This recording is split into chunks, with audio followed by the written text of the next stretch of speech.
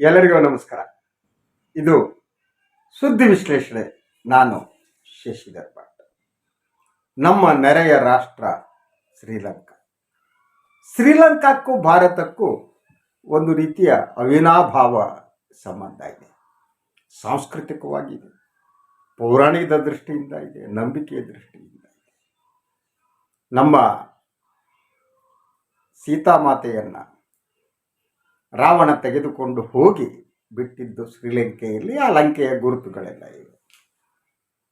ಬಹಳಷ್ಟು ಸಂದರ್ಭಗಳಲ್ಲಿ ಭಾರತದ ದಾರಿಯಲ್ಲಿ ಲಂಕೆ ಸಾಗಿದೆ, ಶ್ರೀಲಂಕೆ ಸಾಗಿದೆ.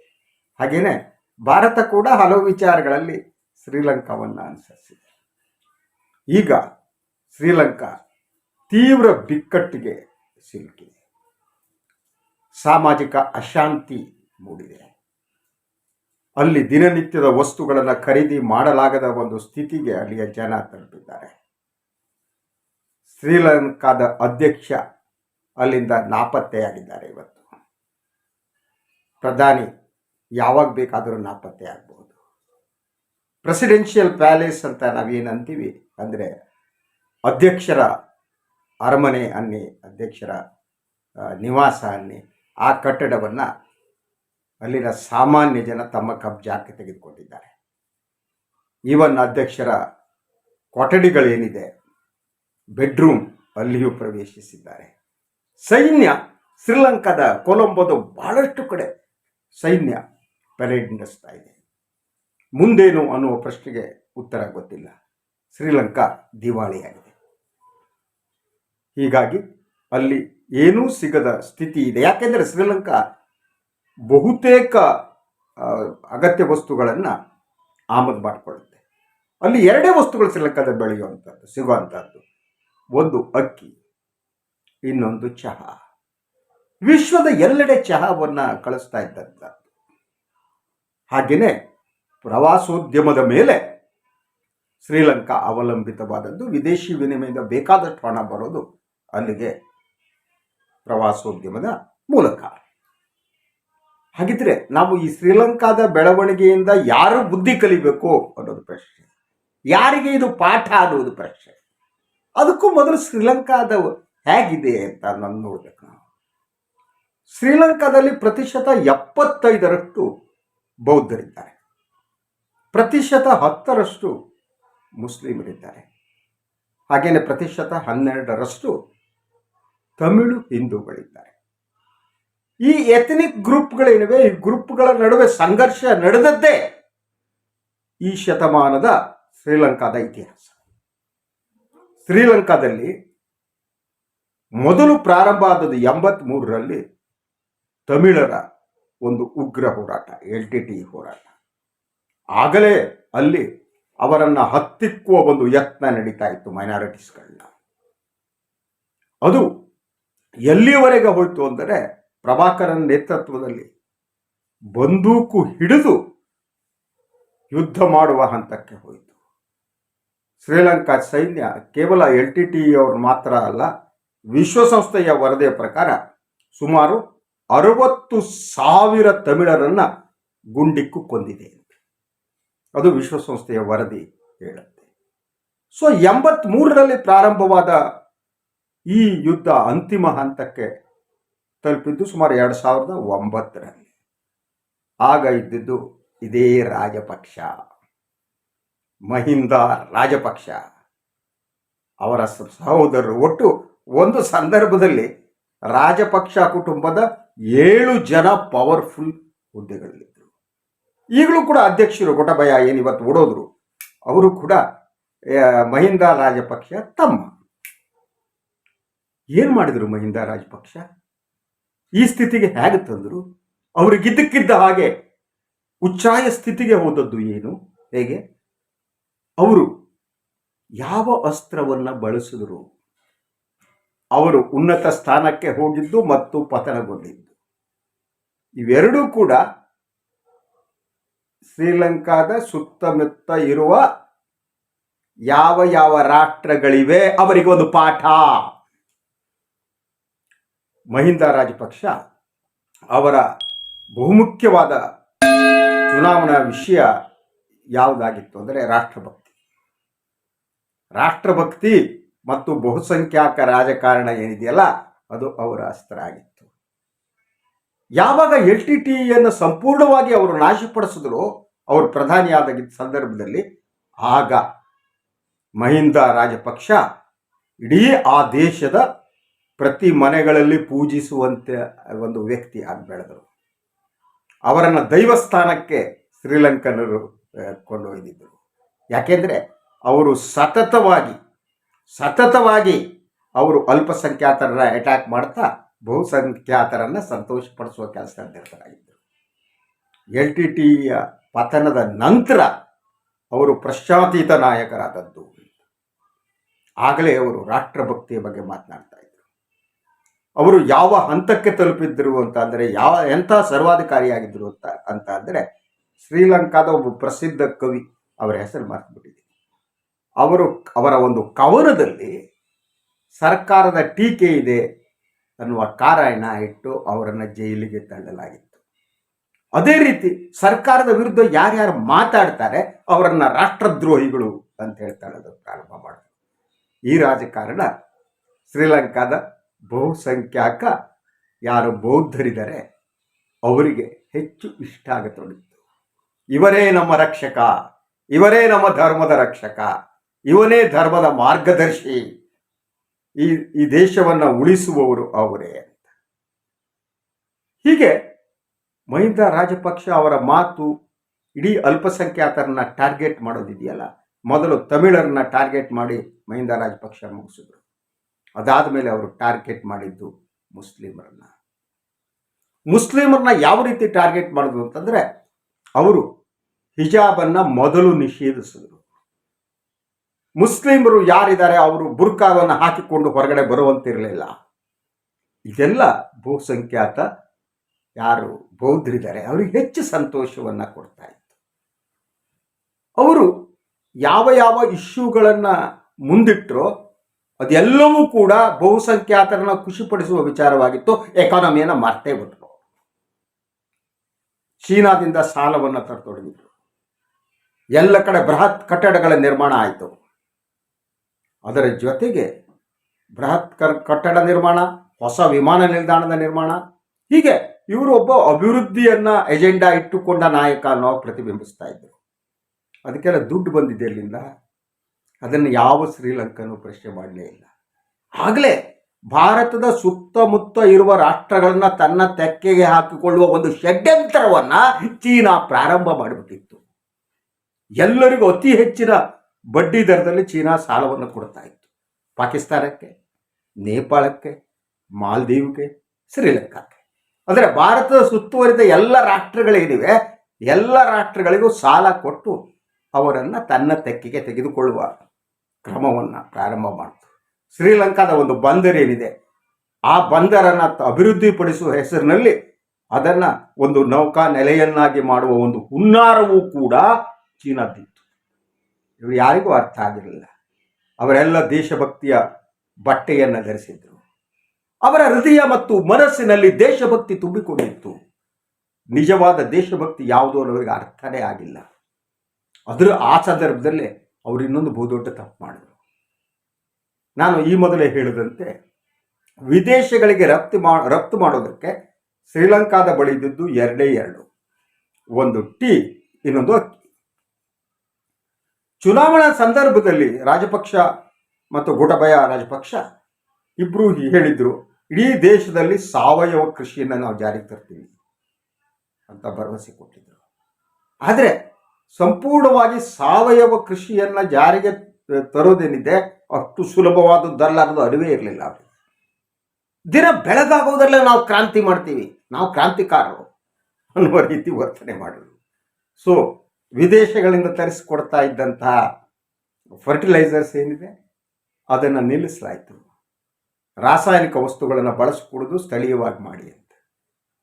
ಇದರ ಪರಿಣಾಮ ಇಡೀ ದೇಶದ ಅಕ್ಕಿಯ ಉತ್ಪನ್ನ ಇದೆಯಲ್ಲ ಅದು 40% ಕುಸಿದೋಯ್ತು.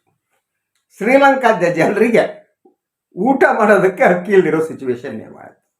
ಬೇರೆ ದೇಶಗಳಿಂದ ಅಕ್ಕಿಯನ್ನು ಆಮದು ಮಾಡಿಕೊಳ್ಳುವ ಸ್ಥಿತಿಗೆ ತಲುಪಿದರು.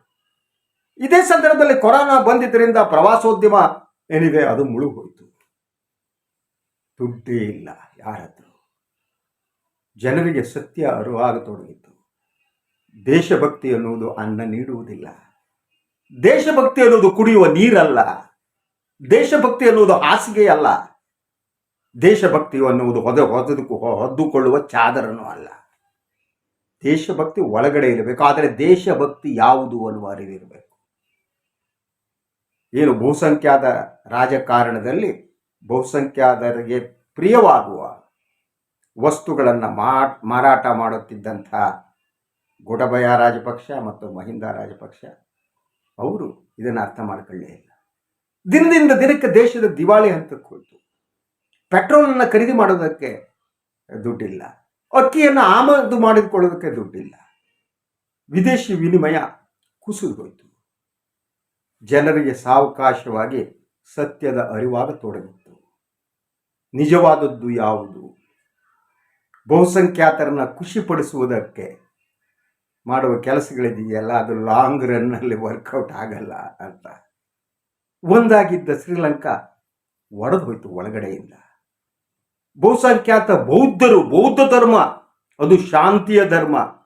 ಅವರು ಹಿಂಸಾ ಪ್ರವೃತ್ತಿಗೆ ಇಳಿದರು. ಅಲ್ಪಸಂಖ್ಯಾತರ ಮೇಲೆ ದಾಳಿಗಳು ನಡೆಯತೊಡಗಿತು. ಅಲ್ಪಸಂಖ್ಯಾತರ ಹಕ್ಕುಗಳನ್ನು ಕಸಿದುಕೊಳ್ಳಲಾಯಿತು.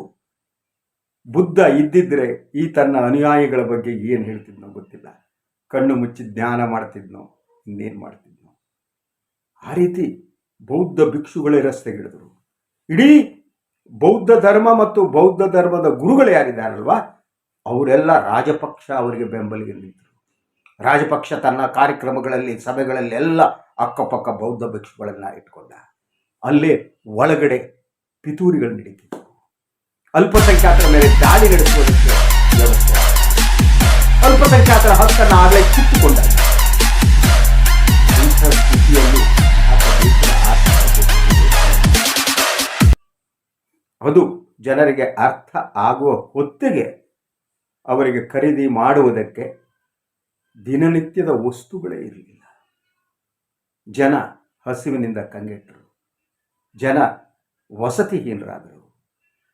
ಮನೆಗಳು ಉರುಳುವ ಸ್ಥಿತಿ ಬಂತು.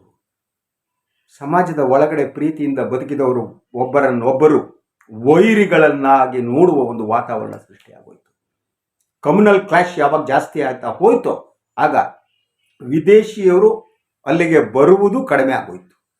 ಬಹುತೇಕ ಅಮೆರಿಕಾ, ಇಂಗ್ಲೆಂಡ್ ಮೊದಲಾದ ಐರೋಪ್ಯ ರಾಷ್ಟ್ರಗಳು ಅಡ್ವೈಸರಿಯನ್ನು ಕೊಟ್ಟರು. ಅಡ್ವೈಸರಿ ಯೂಸ್ವಲಿ ಕೊಡ್ತಾರೆ ಈ ರಾಷ್ಟ್ರಗಳು. ಏನಂದರೆ ಈ ದೇಶ ಡೇಂಜರಸ್ಸು, ಹೋಗಬೇಡಿ, ಇದರಿಂದ ದೂರ ಇಡಿ, ಅಗತ್ಯವಿದ್ದರೆ ಮಾತ್ರ ಹೋಗಿ, ಈ ರೀತಿ ಅಡ್ವೈಸರನ್ನು ಕೊಡ್ತಾರೆ. ಶ್ರೀಲಂಕಾಕ್ಕೆ ಅದೇ ರೀತಿ ಶ್ರೀಲಂಕಾದ ಬಗ್ಗೆ ಅಡ್ವೈಸರಿಗಳನ್ನ ಕೊಟ್ಟರು ತಮ್ಮ ನಾಗರಿಕರಿಗೆ. ಅಮೇರಿಕನ್ನರು, ಇಂಗ್ಲೆಂಡರು, ಐರೋಪ್ಯ ರಾಷ್ಟ್ರಗಳೆಲ್ಲ Sri Lanka is a dangerous country, ಅಲ್ಲಿ ಕಮ್ಯುನಲ್ ಕ್ಲಾಶಸ್ ನಡೆಯುತ್ತೆ, ಯಾವಾಗ ಹೆಣ ಬಿಡುತ್ತೋ ಗೊತ್ತಿಲ್ಲ, ದಯವಿಟ್ಟು ಹೋಗಬೇಡಿ ಎಂದು. ಕೇವಲ ಪ್ರವಾಸೋದ್ಯಮದ ಮೇಲೆ ನಂಬಿದ್ದಂಥ ಶ್ರೀಲಂಕಾ ಕುಸಿದು ಹೋಯಿತು. ಪ್ರವಾಸಿಗರು ಬರುವ ಸಂಖ್ಯೆ ಕಡಿಮೆ ಆಗ್ತಾ ಹೋದಾಗೆ ವಿದೇಶಿ ವಿನಿಮಯದ ಹಣ ಏನು ಸಿಗ್ತಿತ್ತೋ ಅದು ಸಿಗಲೇ ಇಲ್ಲ. ಇನ್ನೊಂದು ಕಡೆ ಚೀನಾ ತಾನು ಕೊಟ್ಟ ಸಾಲವನ್ನು ವಾಪಸ್ ಕೊಡುವಂಥ ಪ್ರೆಷರ್ ಆಗ್ತಾ ಬಂತು. ಆ ಸಂದರ್ಭದಲ್ಲಿ ಗೋಟಬಯ ಮತ್ತು ಮಹಿಂದ ರಾಜಪಕ್ಷ ಚೀನಾಕ್ಕೆ ಬೆಗ್ ಮಾಡಿದ್ರು.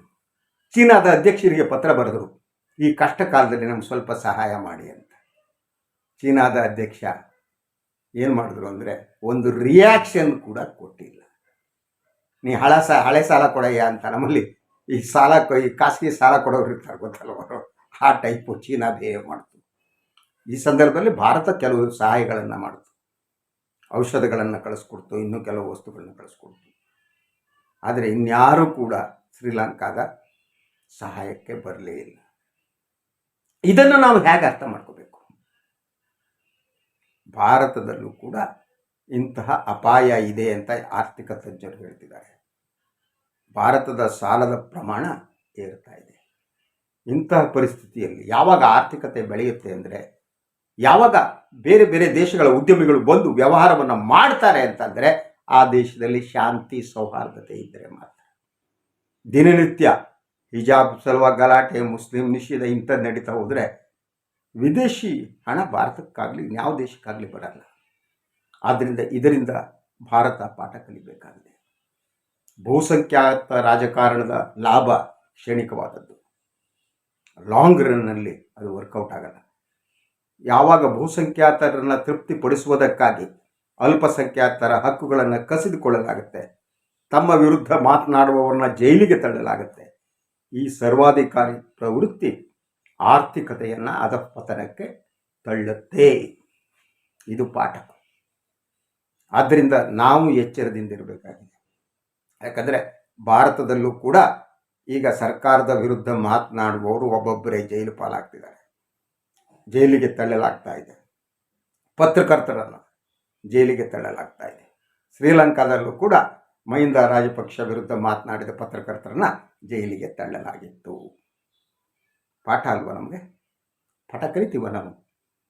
ಗೊತ್ತಿಲ್ಲ ನಮಗೆ. ಯಾಕೆಂದರೆ ಯಾರು ಸರ್ವಾಧಿಕಾರಿ ಮನಸ್ಥಿತಿಗೆ ಹೋಗ್ತಾರೋ ಅವರು ಅಧಿಕಾರ ತಮಗೆ ಶಾಶ್ವತ ಅಂದ್ಕೊಂಡಿರ್ತಾರೆ ಮತ್ತು ಜನರನ್ನು ಭ್ರಮೆಯಲ್ಲಿ ಸಿಲುಕಿಸಿರ್ತಾರೆ. ಒಂದು ರಾಷ್ಟ್ರದ ಬಹುಸಂಖ್ಯಾತರೇ ತೊಂದರೆಯಲ್ಲಿ ಸಿಕ್ಕಿದ್ದಾರೆ ಅಂತ ಪ್ರತಿಬಿಂಬಿಸಲಾಗುತ್ತೆ. ಶ್ರೀಲಂಕಾದಲ್ಲಿ 75% ಯಾರು ಬೌದ್ಧರಿದ್ರು ಅವರು ತೊಂದರೆಗೆ ಸಿಲುಕಿದ್ದಾರೆ, ನಾವೇ ನಿಮ್ಮ ರಕ್ಷಕರು ಅಂತ ರಾಜಪಕ್ಷ ಕಂಪನಿ ಹೇಳಿತ್ತು. ಕೊನೆಗೆ ಇವತ್ತು 2 ಹಡಗಿನಲ್ಲಿ ರಾಜಪಕ್ಷ ಅವರ ಕುಟುಂಬದ ಸಾಮಾನುಗಳನ್ನ ತುಂಬಿ ಕಳಿಸಲಾಯಿತು. ಸಂಜೆ ಹೊತ್ತಿಗೆ ಅವರು ಯಾವುದೋ ಒಂದು ವಿಮಾನವನ್ನು ಹತ್ತಿ ದೇಶ ತೊರೆದು ಹೋದರು. ಪ್ರಧಾನಿ ತಾತ್ಕಾಲಿಕವಾಗಿ ರಾನಿಲ್ ವಿಕ್ರಮಸಿಂಘೆ ಅಂತ ಪ್ರಧಾನಿ ಇದ್ದರು, ಅವರು ರಾಜೀನಾಮೆ ಕೊಟ್ಟಾಯಿತು. ಮುಂದೇನಾಗುತ್ತೋ ಗೊತ್ತಿಲ್ಲ, ಅಂತಕ್ಕಲ್ಲ ಗೊತ್ತಿಲ್ಲ. ಶ್ರೀಲಂಕಾವನ್ನು ರಕ್ಷಿಸುವವರು ಯಾರು?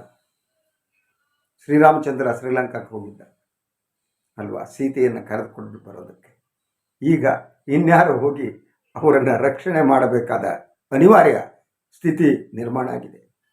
ಸದ್ಯದಲ್ಲೇ ಕೂಡ ನೇಪಾಳ, ಮಾಲ್ದೀವ್ಸ್ ಮತ್ತು ಪಾಕಿಸ್ತಾನ 3 ರಾಷ್ಟ್ರಗಳು ಕೂಡ ಚೈನಾದ ಸಾಲವನ್ನು ಪಡೆದು ಈಗ ಮುಳುಗುವ ಸ್ಥಿತಿಯಲ್ಲಿವೆ, ದಿವಾಳಿಯ ಸ್ಥಿತಿಗೆ ಬಂದು ನಿಂತಿವೆ. ಯಾವಾಗ ಅವು ದಿವಾಳಿ ಆಗ್ತವೋ ಗೊತ್ತಿಲ್ಲ. ಇದು ನಾವೆಲ್ಲ ಅರ್ಥ ಮಾಡಿಕೊಳ್ಳಬೇಕಾದ ವಿಚಾರ. ಜನತಂತ್ರ ಇದ್ದರೆ ಎಲ್ಲವೂ ಇರುತ್ತೆ. ಸರ್ವಾಧಿಕಾರಿ ವ್ಯವಸ್ಥೆಯಲ್ಲಿ, ಬಹುಸಂಖ್ಯಾತ ರಾಜಕಾರಣದಲ್ಲಿ, ಜನರ ನಡುವೆ ಒಡೆದು ಬೆಂಕಿ ಹಚ್ಚುವ ರಾಜಕಾರಣದಲ್ಲಿ ದೇಶ ನಾಶ ಆಗುತ್ತೆ. ಇದೇ ನಾವು ಕಲಿಯಬೇಕಾದ ಪಾಠ. ಇದು ಇವತ್ತಿನ ಸುದ್ದಿ ವಿಶೇಷ. ಮತ್ತೆ ಇನ್ನೊಂದು ಮಾತಿದೆಯಲ್ಲ ನಂದು, ನಿಮ್ಮ ಬೆಂಬಲವೇ ನನ್ನ ಶ್ರೀರಕ್ಷೆ. ಅದೇ ನನ್ನ ಸ್ವತಂತ್ರ ಪತ್ರಿಕೋದ್ಯಮದ ಜೀವನಾಡಿ. ನೀವು ನನ್ನನ್ನು ಉಳಿಸಿದ್ದೀರಿ, ನೀವು ನನ್ನನ್ನು ಬೆಳೆಸಿದ್ದೀರಿ, ನೀವು ನನ್ನ ಬೆನ್ನು ತಟ್ಟಿದ್ದೀರಿ, ನಿಮಗೇನು ಬೇಕು ಅಂತ ಕೇಳಿದ್ದೀರಿ, ನಿಮ್ಮ ಕೈಲಾದ ಸಹಾಯ ಮಾಡಿದ್ದೀರಿ. ನಿಮಗೆ ಎಂದೆಂದಿಗೂ ಕೂಡ ನಾನು ಹೃದಯಪೂರ್ವಕವಾದ ಕೃತಜ್ಞತೆಯನ್ನು ಸಲ್ಲಿಸ್ತೀನಿ. ಇನ್ನೊಂದು ವಿಡಿಯೋದಲ್ಲಿ ಮತ್ತೆ ಭೇಟಿಯಾಗೋಣ. ಎಲ್ಲರಿಗೂ ಶುಭರಾತ್ರಿ. ನಮಸ್ಕಾರ.